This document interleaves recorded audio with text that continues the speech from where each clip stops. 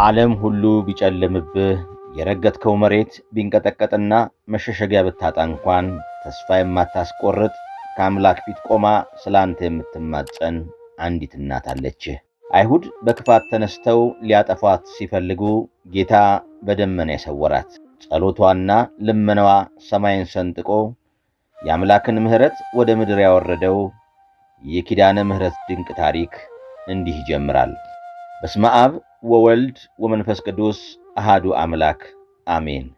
በኢትዮጵያ ኦርቶዶክስ ተዋሕዶ ቤተክርስቲያን አስተምህሮ መሠረት በየዓመቱ የካቲት 16 ቀን የቅድስተ ቅዱሳን የድንግል ማርያም ዓመታዊ የቃል ኪዳን በዓል በታላቅ ድምቀት ይከበራል። ኪዳን ማለት ተካሄደ ወይም ተማማለ ማለት ሲሆን ትርጓሜውም የማይታጠፍ መሐላና ጽኑ ውል ማለት ነው።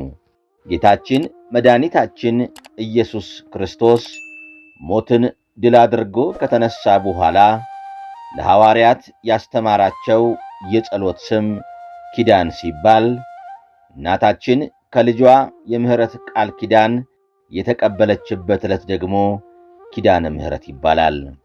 እመቤታችን ቅድስት ድንግል ማርያም በጎልጎታ በልጇ መቃብር ላይ ቆማ ያለፈውን መከራና ፍቅሯን እያሳሰበች እንዲህ ስትል ጸለየች።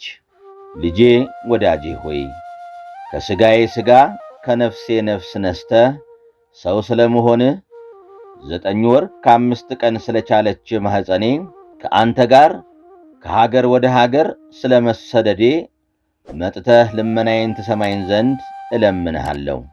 ያን ጊዜ ጌታ እልፍ አእላፍ መላእክትን አስከትሎ በታላቅ ብርሃን መጣና እናቴ ማርያም ሆይ ሰላም ላንቺ ይሁን፣ ምን እንዳደርግልሽ ትለምኛለሽ አላት።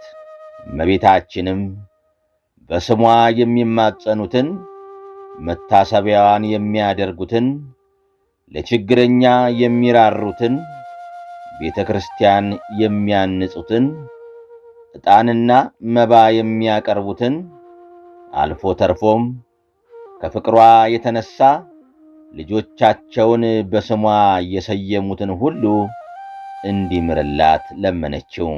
ጌታችንም ይህን ሁሉ እንዳደርግልሽ በራሴ በሕያው አባቴና በመንፈስ ቅዱስ ማልኩልሽ ብሎ የማይታጠፍ ቃል ገባላት። ይህንን እውነት ቅዱስ ያዕቆብ ዘስሩግ በቅዳሴው ላይ ሲመሰክር አንተ መታሰቢያሽን ያደረገ ስምሽንም የጠራ የዘላለም ድኅነትን ይድናል ብልሃታልና በማለት እናታችን የባሕርያችን መመኪያ መሆኗን ይገልጻል። የዚህ ቃል ኪዳን ኃይል ይበልጥ የሚታወቀው በበላዔ ሰብእ ታሪክ ነው። ስምዖን የሚባል ደግ ሰው ሰይጣን በእንግድነት ገብቶ ባሳተው ጊዜ የገዛ ልጁን አርዶ በማቅረቡና ያንን ሥጋ በመቅመሱ ሰይጣን ተዋሃደው። ከ78 በላይ ሰዎችን ከበላ በኋላ አንዲት የውሃ ጠብታ በድንግል ማርያም ስም ለተጠማ በሽተኛ ሰጠ። ያቺው አንዲት ጠብታ ውሃ በልጇ ፊት የምሕረት ምክንያት ሆና ቀረበች። ነፍሱ በሞት ስትለይ መላእክተ ጽልመት ሊወስዷት ሲሉ እመቤታችን ልጄ ሆይ በስሜ የተጠማውን ውሃ ጠጥቶ የለምን? በማይታበል ቃልህ ማርልኝ ስትል ተማጸነች። ጌታችንም ስለ እናቱ ቃል ኪዳን ሲል 78 ነፍስ ያጠፋውን ስምዖንን ማረው። ነፍሱንም መላእክተ ብርሃን ወደ ገነት አገቧት።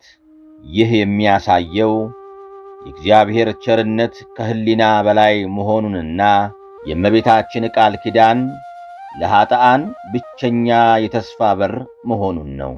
የእመቤታችን የኪዳነ ምሕረት አማላጅነትና ቃል ኪዳን እንደ ፀሐይ የበራ ሐቅ ለመሆኑ ቅዱሳን አባቶቻችን በየዘመናቱ በጣፋጭ አንደበታቸው እንዲህ ሲሉ መስክረዋል። ቅዱስ ያሬድ የዜማው አባት በብርሃነ አንቀጽ ድርሰቱ ላይ እንዲህ ይላል። እናታችን ሆይ አንቺ ለሕዝብሽና ለወገኖችሽ የኀጢአት ይቅርታን ታሰጭ ዘንድ ወደ ዘላለም ሕይወትም ለሚሸጋገሩ ሁሉ መሸጋገሪያ ድልድይ ትሆኚ ዘንድ ከአብ ከወልድና ከመንፈስ ቅዱስ ዘንድ ታላቅ ሥልጣን አግኝተሻል። ያሬድ ሲመሰክር እርሷ የጥፋት ውሃ ለማይበግራት ለኖኅ መርከብ ምሳሌዋ ናት። እኛንም ከኀጢአት ማዕበል የምታሻግር ድልድያችን ናት ይላል አባ ሕርያቆስ የቅዳሴ ማርያም ደራሲ። በቅዳሴው ውስጥ በሚመስጥና ልብን በሚነካ ቃል እንዲህ ሲል ይማጸናታል። እናታችን ሆይ ጥፋትን ሳይሆን ይቅርታን አሳስቢ፣ መዓትን ሳይሆን ምሕረትን አሳስቢ፣ ለጻድቃን ሳይሆን ለኀጣን አሳስቢ፣ ለንጹሐን ሳይሆን ለተደቆሱትና ለተሰበሩት አሳስቢ። ይህ የአባት ምስክርነት የሚያሳየው ኪዳነ ምሕረት የመድኃኒት ማከማቻ መሆኗንና ተስፋ ለቆረጡ ሁሉ ተስፋ የምትሰጥ እናት መሆኗን ነው። አባ ጽጌ ድንግል የማኅሌተ ጽጌ ደራሲ የቃል ኪዳኗን አስፈላጊነት ሲገልጹ የድኅነት ምክንያት የሆነውና መቅሰፍትን የሚከለክለው ቃል ኪዳንሽ ባይኖር ኖሮ የጥፋት እሳትና የኀጢአት መርገም ፈጽሞ ባጠፋን ነበር ይላሉ። የእርሳቸው ምስክርነት እንደሚያስረዳው እኛ ዛሬ በሕይወት ቆመን የምንገኘው በጽድቃችን ሳይሆን በእናትነቷ ቃል ኪዳን ጥላነት ነው። ቅዱስ ኤፍሬም ሶርያዊ እርሱም በውዳሴው ላይ እንደገለጸው ከፍጥረት ሁሉ በላይ የሆነች ከአምላክ ጋር የታረቅንባት የሰላማችን መሠረት አንቺ ነሽ ይላታል።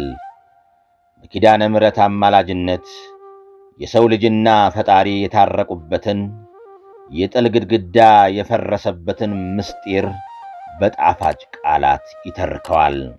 በአጠቃላይ የእመቤታችን የኪዳነ ምሕረት በዓል የሰው ልጅ ከፈጣሪው ጋር የታረቀበት፣ ተስፋ ለቆረጡት ሁሉ የምሥራች የታወጀበት ታላቅ ዕለት ነው። አባቶቻችን እንዳስተማሩን እኛ ዛሬ በሕይወት ቆመን ያለነው በጽድቃችን ሳይሆን በእርሷ አማላጅነትና በማይታጠፈው የልጇ ቃል ኪዳን ነው። የእርሷ ቃል ኪዳን እንደ ኖኅ መርከብ ከጥፋት ማዕበል የምታድን፣ እንደ ያዕቆብ መሰላል ምድርን ከሰማይ ያገናኘች፣ እንደ ኤልያስ ደመናም በበረሃ ላለነው ምእመናን የሕይወት ውሃን ያዘነበች ናት። ስለዚህም ሁልጊዜ ወደ እመቤታችን እናታችን ሆይ አንቺማ ባትኖሪ ኖሮ ምን እንሆን ነበር እያልን በመንፈሳዊ ትሕትና ልንማጸናት ይገባል። ታላቁ የቤተ ክርስቲያን ሊቅ አባ አርከ ስሉስ በመጽሐፈ መልክዓ ኪዳነ ምሕረት ላይ የእመቤታችን የቃል ኪዳን ክብርና ለኀጣን የምታደርገውን ርኅራኄ እንዲህ እያለ በስፋት ያመሰግናታል። መለወጥ የሌለብሽ ኪዳነ ምሕረት ሆይ ሰላም ላንቺ ይሁን። ሁልጊዜ ኀጣንን ከመዓትና ከፍርድ የምታድኚ፣ በበገናና በምስጋና የምትጠሪ ድንግል ማርያም ሆይ እኔ ባሪያሽ ለምጽና ለኀጢአት በሽታ መድኃኒት የምትሆኚውን ቃል ኪዳንሽ ይረዳኝ ዘንድ እማጸናለሁ። በሌላም ክፍል ላይ እንዲህ ይላል። የአምላክ እናት ሆይ ስምሽን ለሚጠራና መታሰቢያሽን ለሚያደርግ የገነት ደጆችን ትከፍችለታለሽ። በአንቺ አማላጅነት ሞት ይሻራል፣ ኀጢአት ይደመሰሳል፣ የሰው ልጅም ወደ ቀድሞ ክብሩ ይመለሳል። የእመቤታችን የቅድስት ድንግል ማርያም አማላጅነትና የቃል ኪዳኗ በረከት ከሁላችን ጋር ይሁን። በቃል ኪዳኗ ጥላነት ከክፉ ነገር ሁሉ ትጠብቀን። በሀገራችን ላይ ሰላምን፣ ለሕዝባችን ፍቅርንና አንድነትን ታወርድልን። ቃል ኪዳኗን አምነን በምግባር እንድንጸና ልጇ ይርዳን።